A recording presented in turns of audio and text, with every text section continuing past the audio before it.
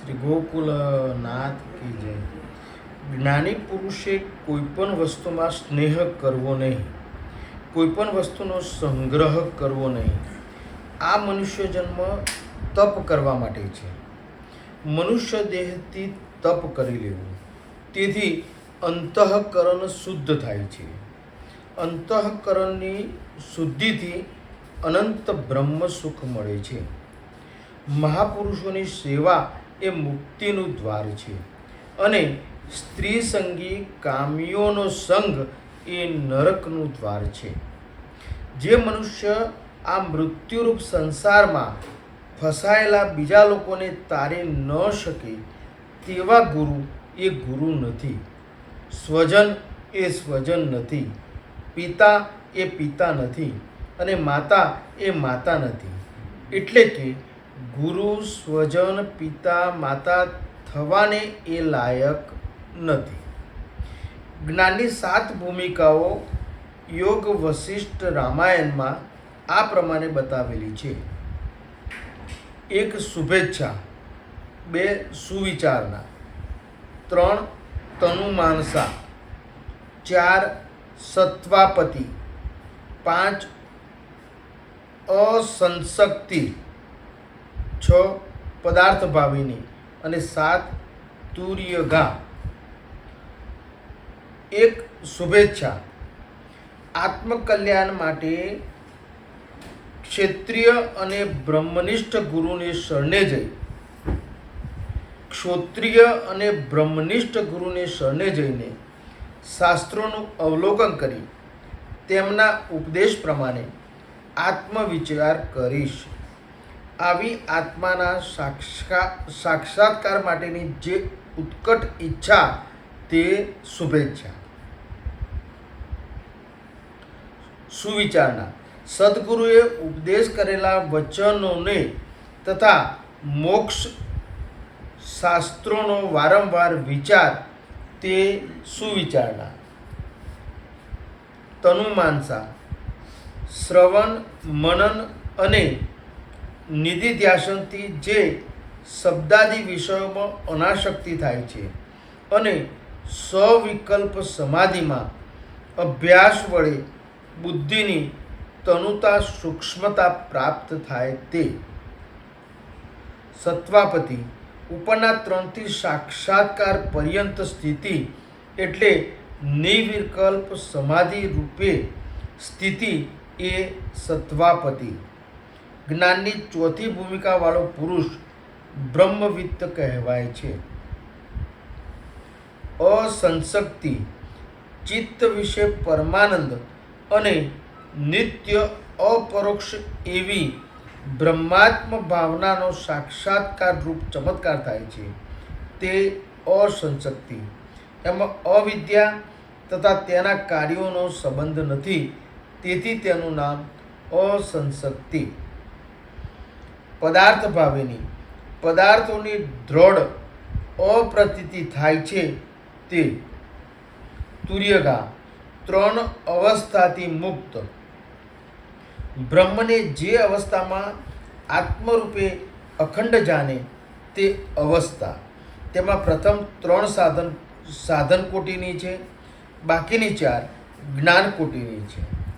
3 ભૂમિકાઓ સુધી સગુણ બ્રહ્મનું ચિંતન કરો અને જ્ઞાનની 5મી ભૂમિકાએ પહોંચતા જળ અને ચેતનની ગ્રંથિ છૂટી જાય છે અને આત્માનો અનુભવ થાય છે. આત્મા એ શરીરથી જુદો છે. આ ભૂમિકાઓમાં ઉત્તરોત્તર દેહનું ભાન ભૂલાતું જાય છે અને છેવટે ઉન્મત્ત દશા પ્રાપ્ત થાય છે. ઋષભદેવજીએ આવી દશા પ્રાપ્ત કરેલી. ઋષભદેવજી જ્ઞાનની 6ઠી ભૂમિકામાં રહે છે. જ્ઞાનીઓ પણ ઇન્દ્રિયોગથી ડરે છે. તેઓ ઇન્દ્રિયો ઉપર વિશ્વાસ રાખતા નથી. મનનો વિશ્વાસ તો કદી પણ ન કરવો. બોલવાની ઈચ્છા જ ન થાય એટલે ઋષભદેવજી પોતાના મોઢામાં પથ્થરો રાખતા. જુવાનીમાં વૈરાગ્ય ન આવે, સંસારના વિષયો તરફ સુગ ન આવે તો પ્રભુ ભક્તિ પ્રાપ્ત ન થાય. વિષયોમાં વૈરાગ્ય ન આવે ત્યાં સુધી ભક્તિનો આરંભ થતો નથી. આંખને શક્તિ આપે છે મન, મનને શક્તિ આપે છે બુદ્ધિ, અને બુદ્ધિને શક્તિ આપે છે પરમાત્મા. આંખની સાથે મન નથી હોતું તો વસ્તુ દેખાતી નથી. ઋષભદેવજી કર્ણાટકમાં આવ્યા, દાવાગ્નિમાં બુદ્ધિપૂર્વક પ્રવેશ કર્યો. ઋષભદેવજી માને છે શરીરનું દુઃખ એ મારું દુઃખ નથી, દેહ બળે છે, આત્માને કાંઈ જ થતું નથી. આવી આત્મનિષ્ઠા એ પરમહંસો માટે છે. ઋષભદેવજીનું ચરિત્ર એ સામાન્ય મનુષ્ય માટે અનુકરણીય નથી.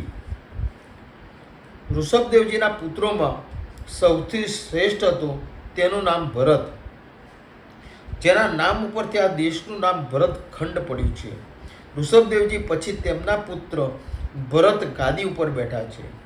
ભરતજીની કથા વર્તમાન કાળમાં વિશેષ ઉપયોગી છે. ભરતજી મહાભાગવત છે. તેના સંગથી સર્વને ભગવત ભાવ જાગતો હતો. તેના સંગમાં આવેલાને ભક્તિનો રંગ લાગતો હતો. ભરતજીએ વ્યવહારની મર્યાદા કોઈ દિવસ છોડી નથી. ભરતજી મહાવૈષ્ણવ હતા તો પણ યજ્ઞ કરતા હતા. અગ્નિ એ ઠાકોરજીનું મુખ છે. એક એક દેવને ઈષ્ટદેવનું સ્વરૂપ ગણી ઇતર દેવોમાં શ્રી કૃષ્ણનો અંશ માની પૂજા કરતા. ભરતજી અનેક યજ્ઞો કરી તેનું પુણ્ય શ્રી કૃષ્ણના ચરણમાં અર્પણ કરતા. કર્મનું ફળ પરમાત્માને અર્પણ કરશો તો આનંદ થશે. કર્મનું ફળ પ્રભુને અર્પણ કરવાથી કર્મનું અભિમાન રહેતું નથી. ઈશ્વરની સાથે ખૂબ પ્રેમ કરો તો જ કરેલા કર્મનું પુણ્ય પરમાત્માને અર્પણ કરી શકો. પત્ની મહેનત બધી કરે છે પણ તેનું ફળ આપે છે પતિને. કર્મ કરો પણ તે કર્મનું ફળ ભોગવવાની ઈચ્છા ન રાખો. કર્મનું ફળ ભોગવવાની ઈચ્છા રાખો તો કર્મનું અલ્પ ફળ મળશે. અર્પણ કરશો તો અનંત ફળ મળશે. સકામ કર્મની અનેક જગ્યાએ ભાગવતમાં નિંદા કરી છે. નિષ્કામ કર્મ એ શ્રેષ્ઠ છે. સકામ કર્મમાં કંઈક ભૂલ થાય તો તેની ક્ષમા મળતી નથી. ભરતજી નિષ્કામ ભાવથી કર્મ કરતા અને તેનું પુણ્ય શ્રી કૃષ્ણને અર્પણ કરતા. સત્કર્મની સમાપ્તિમાં બોલવાનું હોય છે, અનેન કર્મના ભગવાન પરમેશ્વર પ્રિયતામ ન મમ બોલે છે ઘણા પણ તેનો અર્થ સમજતા નથી. કર્મ કૃષ્ણાર્પણ કરવાની ભાવનાથી ભરતજી યજ્ઞ કરે છે. એક દિવસ ભરતજીને જુવાનીમાં વૈરાગ્ય થયો.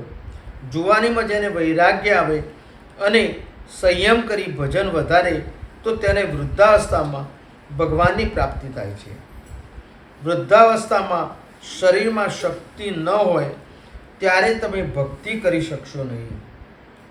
તપશ્ચર્યા યૌવનમાં થાય છે. વૃદ્ધાવસ્થામાં તપશ્ચર્યા કરવાથી આવતો જન્મ સુધરશે.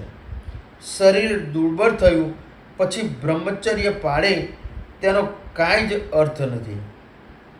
રામચંદ્રજી યુવાનીમાં વનમાં ગયા છે. વનવાસ વખતે રામજીની ઉંમર 27 વર્ષની હતી અને સીતાજી 18 વર્ષના હતા. રામજીએ જુવાનીમાં રાવણને માર્યો છે. તમે પણ જુવાનીમાં રાવણને એટલે કે કામને મારો. વૃદ્ધાવસ્થામાં વૈરાગ્ય આવે તે સાચો વૈરાગ્ય નથી.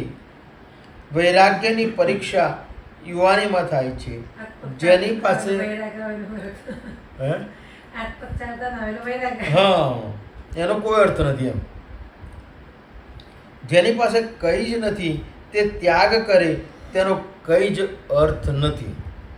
જુવાનીમાં સંપત્તિ છે, સુખ છે, છતાં વિષયમાં મન જતું નથી, તે વૈરાગ્ય. બધું જ હોવા છતાં તમારું મન એમાંથી છૂટી જાય, એ વૈરાગ્ય. ભરતજીને ઘરમાં ગમ્યું નહીં. રાજ વૈભવ, સુખ સંપત્તિ, સ્ત્રી પુત્રાદિક આ બધું જ છે, પરંતુ આંખ બંધ થાય ત્યારે આમાંનું કાંઈ જ નથી. જન્મ પહેલાં જીવના કોઈ સગા ન હતા, મરણ પછી કોઈ સગા રહેવાના નથી, પ્રારંભમાં અને પરિણામમાં કોઈ જ ન હતા, આ વચ્ચે માયા ભરમાવે છે. ભરતજી વિચારે છે કે સંસારનું સુખ મેં અનેક વર્ષો ભોગવ્યું, હવે વિવેકથી તેનો ત્યાગ કરીશ. જુવાનીમાં તેને બુદ્ધિપૂર્વક ત્યાગ કર્યો. વિષયો જબરજસ્તીથી છોડીને જાય તો દુઃખ થાય છે. બુદ્ધિપૂર્વક વિષયનો ત્યાગ કરો તો તે શાંતિ આપે છે. વિષયો આપણને છોડી જાય તો તે અશાંતિ આપે છે. વિષયોને આપણે છોડીએ તો શાંતિ મળે છે. 6 વસ્તુઓમાં પરમાત્માએ માયા રાખી છે.